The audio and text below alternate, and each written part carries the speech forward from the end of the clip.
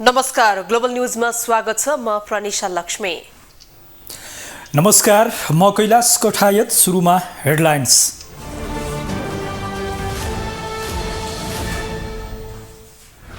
MCC कार्यान्वयनमा गएपछि समाजवादी मोर्चामा खतफत। प्रधानमन्त्रीले केही गर्न नसक्ने बताएपछि विप्लव असन्तुष्ट। माओवादीसँगको सहकार्य तोड्ने चेतावनी।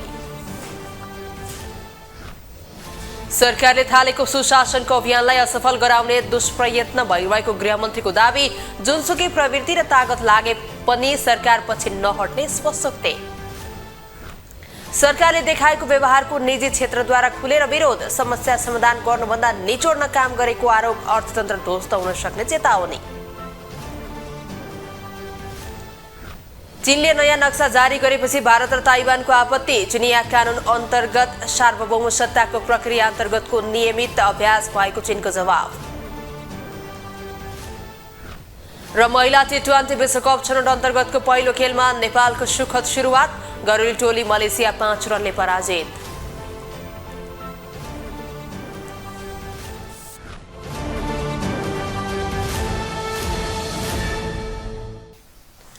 ग्लोबल न्यूज अब विस्तारमा।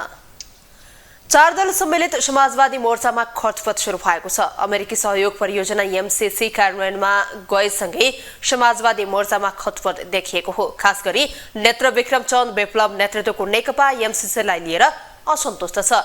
केन्द्रदेखि जिल्ला दुवै हुँदै ओडासम्मै संगठन विस्तारको तयारीमा रहेका बेला समाजवादी मोर्चामा देखिएको दरारलाई अर्थपूर्ण रूपमा हेरिएको छ। एक रिपोर्ट।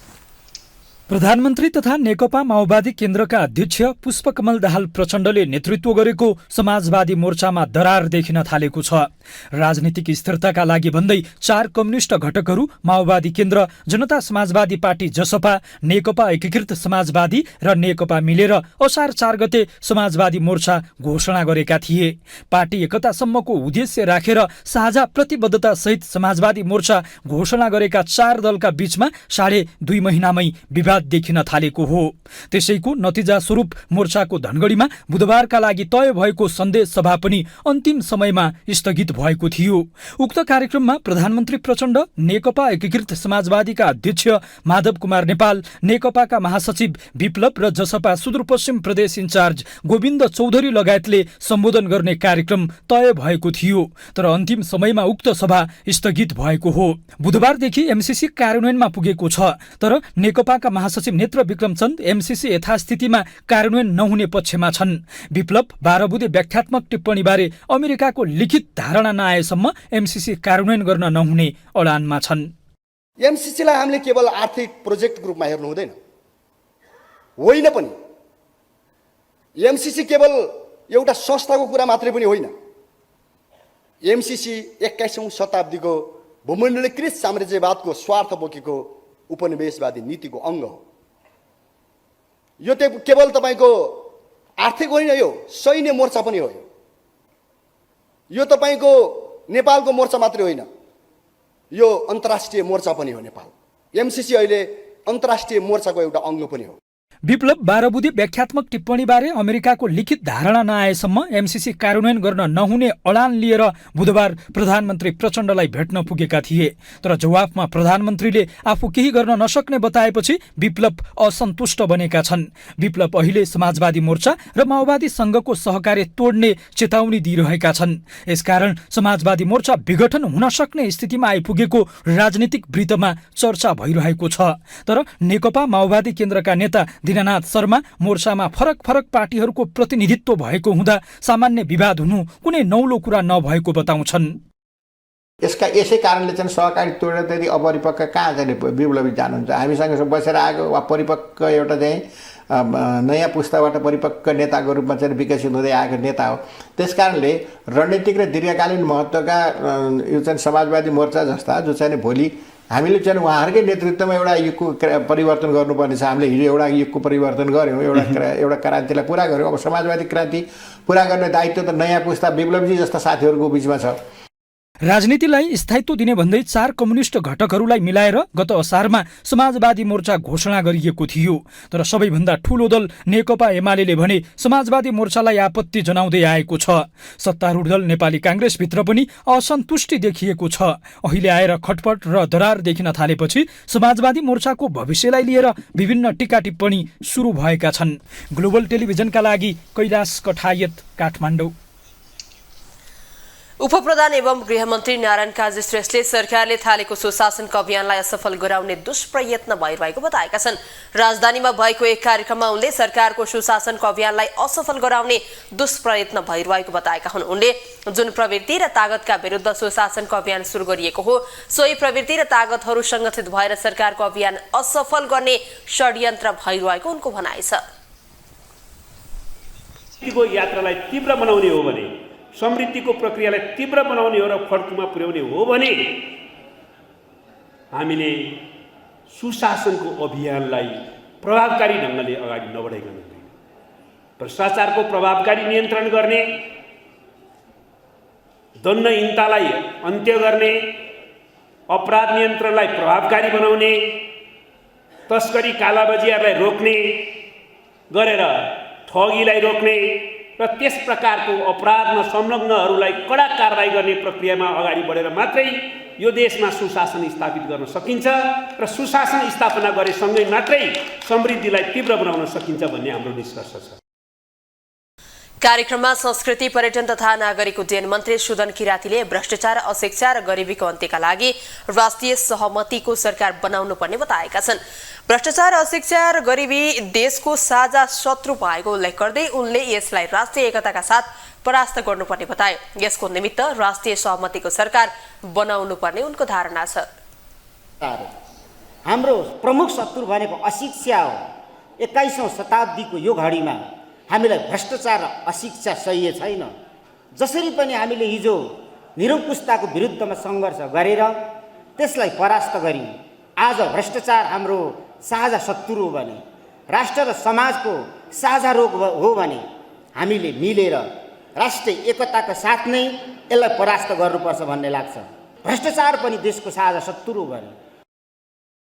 उनले पर्यटन क्षेत्रको विकास र विस्तारका लागि पुराना ऐन कानुनका कारण समस्या भइरहेको उल्लेख गर्दै नयाँ ऐन कानुनहरू निर्माण गर्दै गरेको पनि जानकारी दिएका छन्।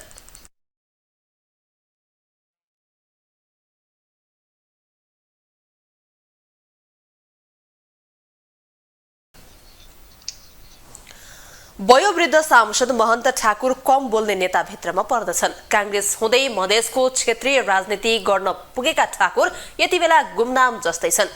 तैपनि उनी 82 वर्षको उमेरमा पनि सांसद भनेछन्। तर हालैको एक घटनाले भने उनी चर्चामा छन्।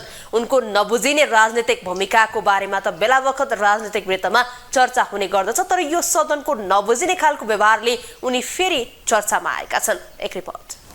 संसद भनेको नीति निर्माण गर्ने थलो हो। यहाँ कहिले सैद्धान्तिक बहस हुन्छ त कहिले नोकझोक र नाराबाजी पनि।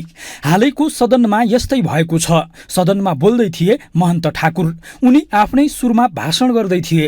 अचानक सभामुख देवराज घिमिरेले उनलाई बोल्नको लागि 3 मिनेटको समय थपे। समय थपिँदा ठाकुरले मुद्दा चलाउनुस् भन्दै भाषण गर्दै थिए। रोस्टममा उभिएर बोल्दै गरेका ठाकुरले सभामुखले बोल्नको लागि समय थपेपछि भाषण गर्नुको सट्टा बरबराउँदै रोस्टमबाट उभिएर तल झरे।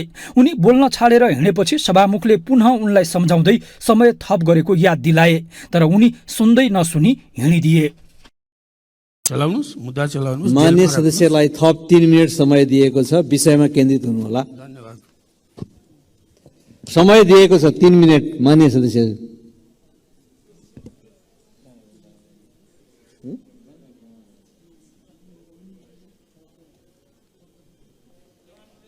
भाषण गरिरहेका सांसद अचानक रिसाउँदै समय थप गरिदिँदा झन खुसी हुनुको साटो झन किन रिसाए त? अवस्था कस्तो देखिन्छ भने उनी रोस्टमबाट बाहिरिँदा पनि एकछिन रोकिएर बरबुराउँदै हिँडेको दृश्यमा देख्न सकिन्छ। जब उनी नबोली हिँडे यसपछि भाषणको लागि पालो कुरिरहेका कांग्रेस सांसद तेजुलाल चौधरी ठाकुरको रवैया देखेर हाँस्दै रोस्टममा उक्लिए। मान्य सदस्य श्री तेजुलाल चौधरी, त्यसपछि मान्य सदस्य सूर्य प्रसाद ढकाल, संसदमा यस्ता हरकत बेला बखतमा हुने गर्दछन्। कहिले सांसद नबोली हिँड्छन् त कहिले बोल्न पाइएन भनेर सर्ट खोल्नेसम्मको हरकत गर्छन्। कहिले काहीँको हरकतले सदनमा हंगामा पर्छ भने कहिले काहीँको हरकतले सदनमा रमाइलो हुने गर्दछ। महन्त ठाकुरको हरकतले अहिले भने जिल्ल पारेको छ। प्रत्येक वर्ष श्रावण शुक्ल पूर्णिमाका दिन मनाइने जनै पूर्णिमा पर्व आज देशभर मनाइएको छ। पूर्णिमाका दिन बिहानीदेखि वैदिक सनातन धर्मावलम्बीले नदी, ताल, तलाउ, पोखरीमा गई स्नान गरेर गुरु पुरोहितबाट रक्षाबन्धन बाँध्ने प्रचलन रहेको छ। गुरु पुरोहितले विधिपूर्वक मन्त्रीको डोरो र जनै धारण गरेमा नकारात्मक तत्त्वबाट सुरक्षा प्राप्त हुने धार्मिक विश्वास रहिआएको छ। एक रिपोर्ट। प्रत्येक वर्ष साउन शुक्ल पूर्णिमाका दिन मनाइने जनै पूर्णिमा पर्व नयाँ जनै फेरेर र रक्षाबन्धन डोरो बाँधेर मनाइएको छ। पूर्णिमाका दिन बिहानैदेखि वैदिक सनातन धर्मावलम्बीहरूले नदी, ताल, तलाउ, पोखरीमा गई स्नान गरेर गुरु पुरोहितबाट रक्षाबन्धन बाँध्ने परम्परा छ। गुरु पुरोहितले विधिपूर्वक मन्त्रीको डोरो धारण गरेमा नकारात्मक तत्त्वबाट सुरक्षा प्राप्त हुने धार्मिक विश्वास छ। विभिन्न किसिमका विघ्न, बाधाहरू, समस्याहरू, आध्यात्मिक, आदि भौतिक र दैविक जुन किसिमका रोगहरू नलागुन् भन्नको लागि, सुरक्षा प्राप्ति होस् भन्नका लागि रक्षा कवचका रूपमा अभिमन्त्रणा गरिएको रक्षा सूत्र बाँध्ने चलन छ, जसलाई रक्षाबन्धन भनिन्छ। जनै पूर्णिमाका दिन लगाइने यज्ञ पवित्र अर्थात् जनैलाई ब्रह्मसूत्र अथवा ज्ञानको धागो भनिन्छ।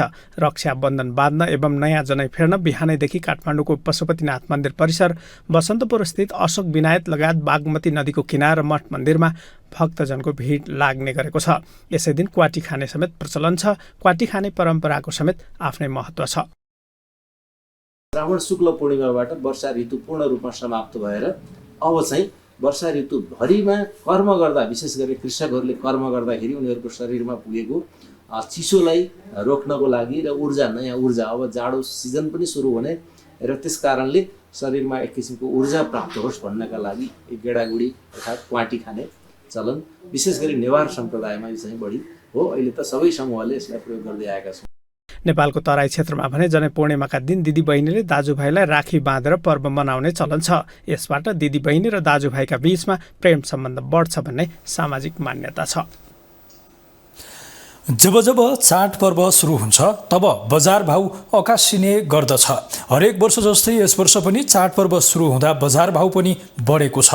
रक्षाबन्धनको लागि भनेर विशेष गरी काठमाडौँ उपत्यकाका असन र न्यू रोडमा सामान खरिद गर्ने मानिसहरूको भिडभाड लागेको छ। एक रिपोर्ट। प्रत्येक वर्ष श्रावण पूर्णिमाको दिन हर्षोल्लासका साथ रक्षाबन्धन पर्व मनाउने गरिन्छ। यस पर्वमा दिदीबहिनीले दाजुभाइलाई फलफूल, मिठाई लगायत विविध मिष्टान्न परिकार खुवाएर दीर्घायुको कामना गर्दै हातमा रङ्गे बिरङ्गी रेशमी धागो भएको राखी बाँध्ने गर्दछन्।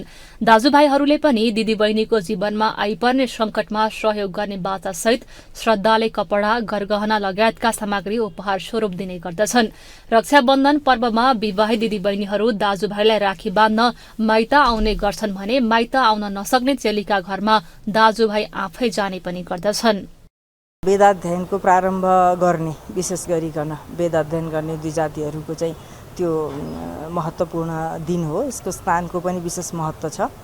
अब स्नान गर्दाखेरि प्राकृतिक ढङ्गले गर्ने, प्रकृति संरक्षण गर्ने, जललाई पवित्र रूपमा राख्ने, प्रकृति पूजाको रूपमा पनि यसलाई लिन सकिन्छ।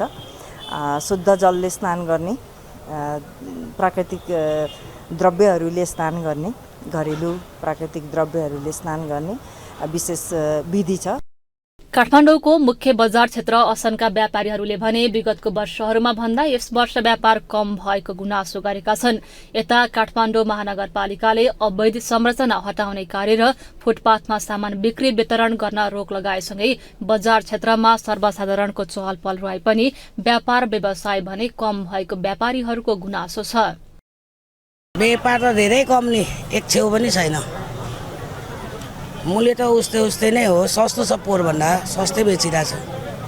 सस्तो भए पनि व्यापार चाहिँ कम भयो। कम। अब बजार राख्न दिएको छैन भनेर मान्छेहरू आएकै छैन। धेरै डर रहेछ नि, उनीहरूले खोसेर लान्छ, सामान जफत गर्छ, दिँदैन। रक्षाबन्धनको समयमा बढी प्रयोगमा आउने भाइ मसलासँगै मिठाई अनि फूलको व्यापार सबैभन्दा बढी हुने गर्दछ। खाद्य वस्तुहरूको मूल्य विगतको वर्षको तुलनामा यो वर्ष सामान्य रूपमा मात्रै बढेको उपभोक्ताहरू बताउँछन्। कालबजार सबै महँगै छ, ठिकै छ है। अब समय सबै महँगो भएर आएको छ। अब हामीलाई मात्रै महँगो होइन, संसारै महँगै भएर चलेको छ होइन, ठिक छ। चाडपर्व नजिकिँदै जाँदा बजारमा सामानको चर्को मूल्य वृद्धिका कारण खरिद विक्रेता र उपभोक्ता हरेक वर्ष मारमा पर्ने गरेका छन्। ग्लोबल टेलिभिजनका लागि क्यामेरामा वेद श्रेष्ठका साथमा सुनिता बास्कोटाको रिपोर्ट।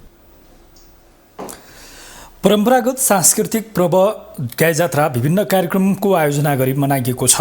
एक वर्षभित्र दिवंगत भएका आफन्तको सम्झनामा आजका दिन गाई वा मानिसलाई गाईका रूपमा सिगारी आफ्नो क्षेत्रमा परिक्रमा गराउने र उनीहरूलाई दूध, फलफूल, रोटी, चिउरा, दही खुवाउने प्रचलन छ।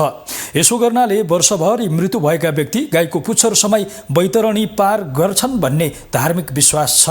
गाई जात्राको अवसरमा प्रहसन, सामाजिक विकृतिप्रति व्यङ्ग्यात्मक प्रस्तुतिका सहित कार्यक्रम गर्ने चलन छ।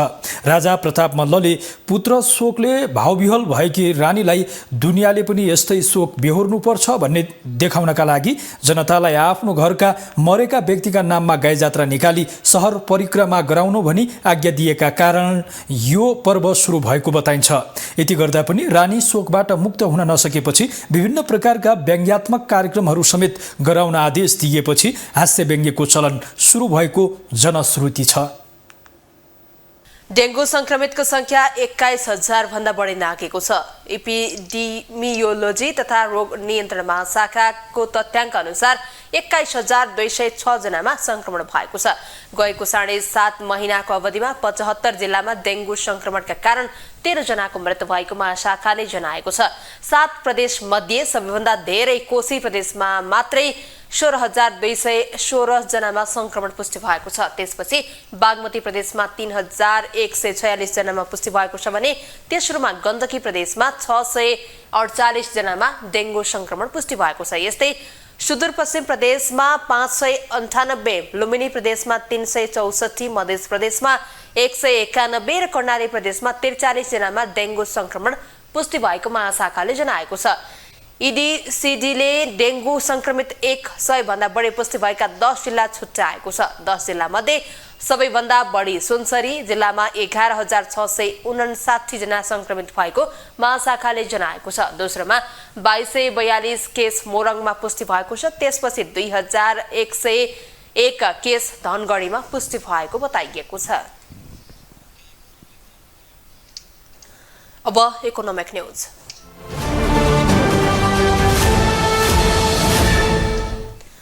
निजी क्षेत्रका अगुवाहरूले सरकारले पछिल्ला दिनमा व्यवसायप्रति देखाएको व्यवहारको खुलेर विरोध गर्न थालेका छन्। उनीहरूले व्यवसायका समस्या समाधान नगरी निचोड्ने काम मात्रै गरेको भन्दै सरकारको चरको आलोचना गर्न थालेका हुन्। यस्तै हुने हो भने अर्थतन्त्र ध्वस्त हुने निजी क्षेत्रको गुनासो छ। एक रिपोर्ट। सरकार र नियामक निकाय केन्द्रीय ब्याङ्कले मुलुकको अर्थतन्त्र सकारात्मक रहेको भने पनि निजी क्षेत्रले अर्थतन्त्रको मामा गएको बताउन थालेका छन्। नीतिगत र कोभिड तथा विश्वव्यापी रूपमा देखिएको संकटले नेपालमा आर्थिक दबाव देखिएको निजी क्षेत्रको विश्लेषण रहेको छ। नेपाल उद्योग वाणिज्य महासंघका अध्यक्ष चन्द्रप्रसाद ढकालले मुलुकको पछिल्लो आर्थिक अवस्था चिन्ताजनक रहेको बताउँदछन्। अहिलेको स्थिति प्रतिकूल भए पनि निजी क्षेत्र सम्हालिएर अघि बढ्नुको विकल्प नभएको उनको तर्क रहेको छ। वर्तमान सरकारले पद बहाली गरेको 4 महिनामै प्रधानमन्त्री, मन्त्री, पूर्व प्रधानमन्त्री, दलका प्रमुख सचेतक, सांसद लगायतको ढोकामा आफूहरू पुगेर पछिल्लो अवस्थाका बारेमा स्मरण गराएको भए पनि सरकारले कानमा तेल हालेर बसेको उनको भनाइ छ। श्रीलङ्का चाहिँ भनेर श्रीलङ्काको चाहिँ डर देखाएर त्यसको आधारमा चाहिँ बनाएको चाहिँ पोलिसीको कारणबाट भनौँ आज हामी यो आजको चाहिँ अवस्थामा चाहिँ आएको चाहिँ छौँ। म यहाँ हाम्रो मान्यजी हुनुहुन्छ उहाँलाई पनि सुनाउन चाहन्छु। निजी क्षेत्रले यहाँलाई याद छ भने निजी क्षेत्रले जुन नेपाल सरकार र कतिपय रेगुलेटरीको चाहिँ तर्फबाट चाहिँ लिइने जुन एउटा चाहे इम्पोर्ट रिस्ट्रिक्सनको कुराहरू भनौँ चाहे अरू नीतिगत चाहिँ पोलिसीको चाहिँ कुराहरू चाहिँ भनौँ, त्यो चाहिँ यो गर्नु हुँदैन भनेर निजी क्षेत्रको चाहिँ तर्फबाट स्ट्रङली हामीले चाहिँ आवाज उठाएको चाहिँ थियौँ। म यहाँ पत्रकार साथीहरू मार्फत पनि म जानकारी गराउन चाहिँ चाहन्छु। उच्च ब्याज दर, नगद प्रवाहमा समस्या, उत्पादनमा कमी, पुँजीगत खर्चमा भएको कमी लगायतका कारणले निजी क्षेत्रको मनोबल घट्दो अवस्थामा भएको कतिपयको विश्लेषण रहेको छ। नेपाल उद्योग परिसंघका कार्यवाहक उपाध्यक्ष वीरेन्द्रराज पाण्डे पक्ष प्रतिपक्ष सबै दलको पहिलो प्राथमिकतामा अर्थतन्त्रको विकास हुनुपर्ने बताउँदछन्। जुनसुकै एउटा एजेन्डा आउँदाखेरि हामीले हाम्रो मुलुकमा एउटा पुरानो जुन 2032 सालदेखि नै चाहिँ कालो बजार ऐन भन्ने छ, धेरै पुरानो भयो। यसलाई पनि समय सापेक्ष मान्य सभासदज्यूहरूले संसदमा चाहिँ कुरा उठाएर संशोधन गर्नुपर्छ भन्ने कुरा मैले चेम्बर अफ कमर्स र निजी क्षेत्रको तर्फबाट राख्न चाहेँ। र अहिले जुन किसिमको एउटा भर्खरै पुरा हाम्रो पूर्व मान्यज्यूहरूले पनि बोलेर जानुभयो चाहिँ पूर्व वक्ताहरूले, यसमा के छ भन्दाखेरि हाम्रो नेपालमा पहिला चाहिँ ठुन्ने पछि चाहिँ सुन्ने, यो 5,000, 10,000, 1,50,000 यो मान्छे ठुने विधि चाहिँ हुनै भएन। तपाईँहरू संसदमा हुनुहुन्छ, हामी निजी क्षेत्र तपाईँहरूसँग सहकार्य गर्ने र चाहिँ कुनै पनि व्यवसायलाई ठुन्ने भन्दा पनि इन्टरनेसनल प्र्याक्टिस अनुसार एन्टिसिपेटरी बेल सिस्टम गरेर उसलाई चाहिँ पहिला चाहिँ पासपोर्ट सासपोर्ट जब के छ, अब कुनै गल्ती गर्यो भनेदेखि त्यो किसिमबाट ठुन्ने भन्दा पनि सुन्ने गर्नु पर्यो। नेपाल चेम्बर अफ कमर्सका अध्यक्ष राजेन्द्र मल्ल पनि आर्थिक एजेन्डामा सबै दलको एउटै धारणा हुनुपर्ने बताउँदछन्। मुलुकको अर्थतन्त्र सबैभन्दा कठिन भएको अवस्थामा सरकारले केही गर्न खोजे जस्तो देखिए पनि नियामक निकायहरूबाट कहिले सहयोग नपाएको उनको गुनासो छ। लगानीको योजनाको स्थगन, पुँजीगत खर्चमा भएको कमी, अर्थतन्त्रको समग्र बजारमा आएको मागको कमी लगायतका कारणले निजी क्षेत्रको मनोबल घट्दो अवस्थामा छ र यो इज भेरी क्रिस्टल क्लियर जस्तो लाग्छ। यस्ता विद्यमान अर्थतन्त्रका प्रमुख चुनौतीहरूको सामना गर्दै मन्दीमा रहेको अर्थतन्त्रलाई उकास्न निजी क्षेत्रको घटेको मनोबल बढाउनु पर्ने आवश्यकता आजको सबभन्दा पहिलो आवश्यकता जस्तो लाग्छ। अर्थतन्त्रमा नयाँ योगदानकर्ता आएको देखिँदैन। 10 वर्षको अवस्था हेर्दा उस्तै छ। नेपालमा नामै नसुनेका देशबाट समेत आयात हुन थालेको छ। यसमा सरकारले ध्यान दिँदै निजी क्षेत्रको समस्या सम्बोधन गर्नुपर्छ, नभए मुलुकको अर्थतन्त्र श्रीलङ्का र पाकिस्तानको जस्तो हुन्न भन्ने आधार रहँदैन। अर्थमन्त्री डाक्टर प्रकाश शरण महत 12 कक्षाको अध्ययन सक्ने बित्तिकै विदेश जानुपर्छ भन्ने मानसिकता परिवर्तन गर्न आवश्यक रहेको बताएका छन्।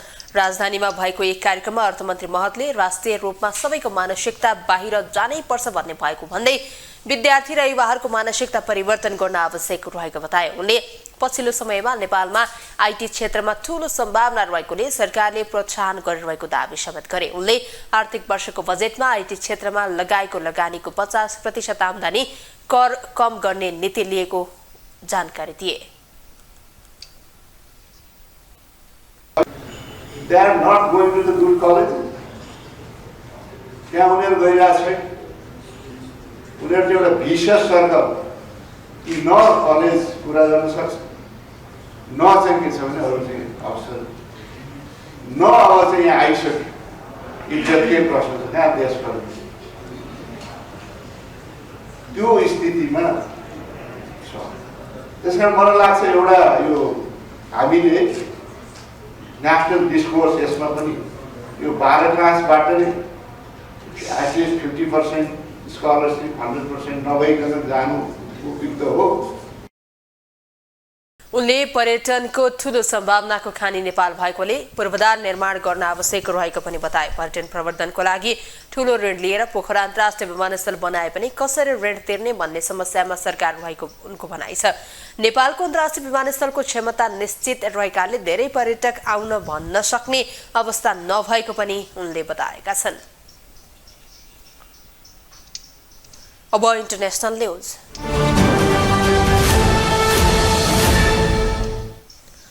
चीनले आफ्नो मानक नक्साको नयाँ संस्करण जारी गरेपछि त्यसको चर्चा व्यापक चुलिएको छ। चीनले जारी गरेको नयाँ नक्सामा अरुणाचल प्रदेश अक्साई चीन ताइवान र साउथ चाइना सी समेटिएको छ।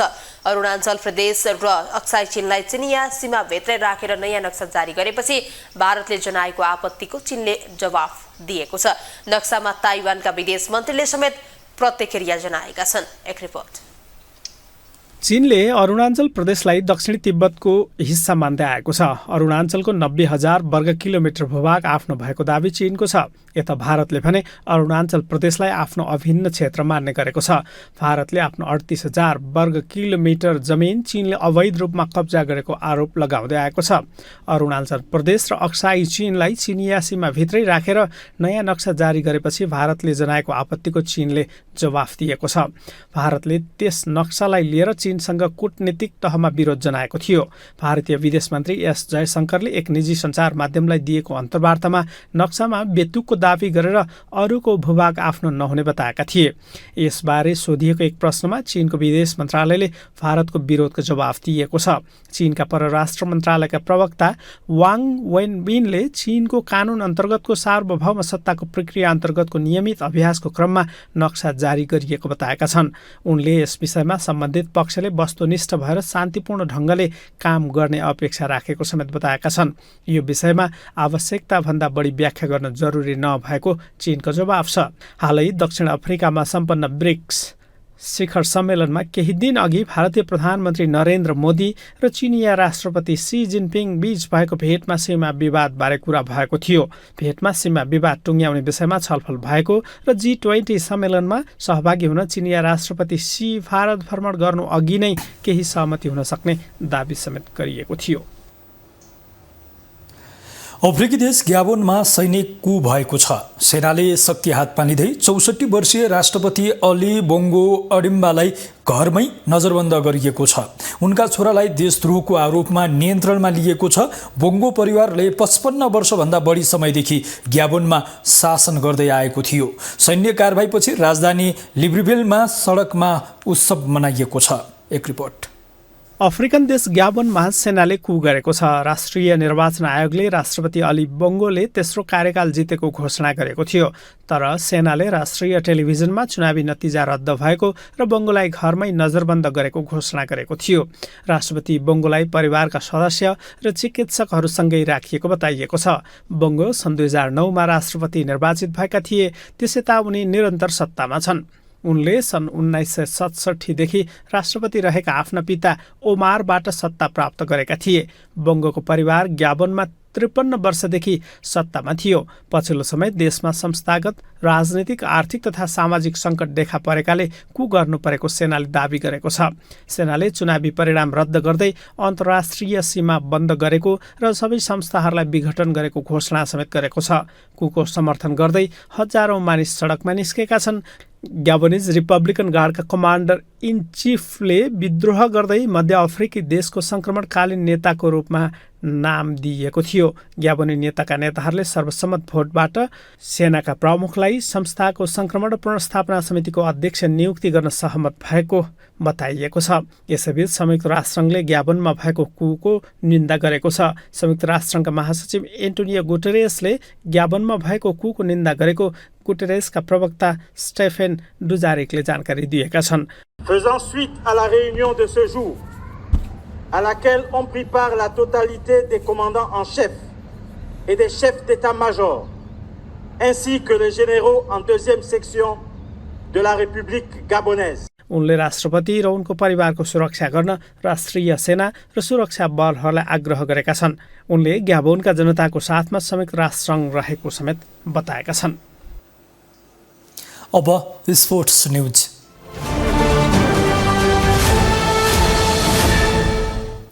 आईसीसी महिला टी20 विश्वकपको एसिया क्षेत्र छनौट खेलको पहिलो खेलमा नेपाली महिला टिमले पहिलो खेलमै मलेसियालाई पराजित गरेको छ। मलेसियालाई 5 रनले पराजित गर्दै नेपाली महिला टिमले प्रतियोगितामा सुखद सुरुवात गरेको हो। मलेसियालाई पराजित गरेसँगै नेपालको सेमिफाइनल सम्भावना बढेको छ। एक रिपोर्ट। आईसीसी महिला टी20 विश्वकपको एसिया क्षेत्र छनौट खेल्न सुरु गरेको नेपाली महिला टिमले पहिलो खेलमा मलेसियालाई पराजित गरेको छ। मलेसियालाई 5 रनले पराजित गर्दै नेपाली महिला टिमले प्रतियोगितामा सुखद शुरूआत गरेको छ। मलेसियालाई पराजित गरेसँगै नेपालको सेमी फाइनल सम्भावना बढेको छ। पछिल्लो समय मलेसियाले नेपाली टिमलाई कडा टक्कर दिँदै आएको थियो। केही खेलमा नेपाललाई पराजित पनि गरेको थियो। हालै सम्पन्न सिरिजमा मलेसियाले नेपाललाई पराजित गरेको थियो। नेपालले अहिले भने त्यसको बदला लिएको छ। नेपालले दिएको 85 रनको मध्यम लक्ष्य पछ्याएको मलेसियाले निर्धारित 20 ओभरमा 9 विकेट गुमाउँदै 79 रन बनायो। मलेसियाका लागि कप्तान विनिफोर्ड दुराइङ सिंगमले सर्वाधिक 28 रन बनाइन्। उनले 39 बलमा 1 चौका प्रहार गरिन्। ओपनर एना अमिजा हसिमले 22 बलमा 1 चौका सहित 14 रन बनाइन्। मास इलिसाले 14 बलमा 1 चौका सहित 10 रन बनाइन्। बलिङतर्फ नेपालका लागि कविता कुवर र कविता जोशीले समान 2-2 विकेट लिइन्। कप्तान रुबिना छेत्री र अस्मिना कर्मचारीले 1-1 विकेट लिइन्। बायोमास ओभलमा टस हारेर पहिले ब्याटिङ गरेको नेपालले निर्धारित 20 ओभरमा 6 विकेट गुमाउँदै 84 रन बनाएको थियो। नेपालका लागि सीता राणा मगरले 54 बलमा 1 चौका सहित सर्वाधिक 38 रनमा अविजित रहिन्। सुरुवाती 3 बलमै 3 विकेट गुमाउँदै निकै खराब सुरुवात गरेको अवस्थाबाट सीताले परिपक्व प्रदर्शन गर्दै नेपालको साख जोगाएकी छन्। 6औं विकेटका लागि सीता र अप्सरी बेगमले 51 रनको महत्वपूर्ण साझेदारी गरेका थिए। अप्सरी बेगम 38 बलमा 1 चौका सहित 17 रनमा आउट भइन्। पहिलो बलमै ओपनर काजल श्रेष्ठ एना अमिजाको बलमा मास एलिसाबाट क्याच आउट भइन्। लगतै अर्को बलमा सम्झना खड्का बोल्ड आउट हुन पुगेकी थिइन्। तेस्रो बलमा इन्दु बर्मा रन आउट हुन पुगेकी थिइन्। चौथो ओभरको पहिलो बलमा महिरा इजाती इस्मालले पूजा महतोलाई 5 रनमा बोल्ड आउट गरिन्। कप्तान रुबिना छेत्री बेलबासे 13 बलमा 2 चौका सहित 12 रनमा आउट भइन्। मलेसियाकी एना हमिजा 4 ओभरमा 1 मेडन सहित 14 रन खर्चेर 2 विकेट लिइन्। महिरा इजाती ऐसा लिसा र निक नूरले 1-1 विकेट लिए। नेपालले दोस्रो खेल शुक्रबार बहराइनसँग खेल्नेछ। विश्वकप छनौटमा नेपाली महिला टिम समूह ए मा छ। यो समूहमा Nepal, Malaysia, UAE, Bahrain, Qatar र भुटान छन्। नेपालले भदौ 17 गते भुटान, 18 गते कतार र 20 गते युएई खेल्नेछ। समूह एबाट उत्कृष्ट 2 मा पर्न सके नेपाल सेमी फाइनलमा प्रवेश गर्नेछ। फाइनलमा पुग्न सकेको खण्डमा ग्लोबल क्वालिफायरमा पुग्नेछ। ग्लोबल टेलिभिजनका लागि कैलाश कठायत, काठमाडौँ। ग्लोबल न्यूजको अन्त्यमा हेडलाइन्स पुनः एकपटक।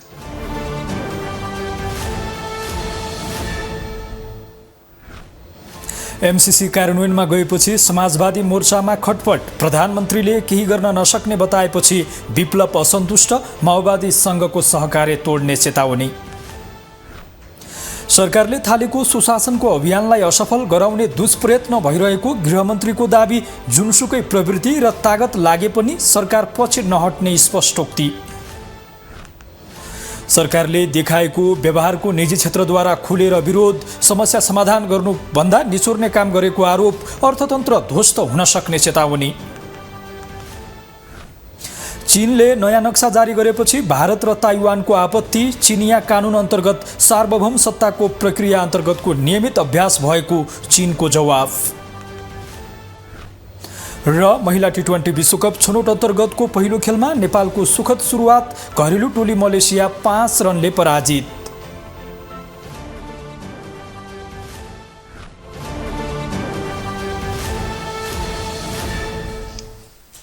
ग्लोबल न्यूज अहिलेलाई यति नै। ग्लोबल टेलिभिजन तपाईँ फेसबुक तथा युट्युबमा पनि प्रत्यक्ष रूपमा हेर्न सक्नुहुनेछ। ग्लोबल टेलिभिजन हेर्दै गर्नुहोला। नमस्ते।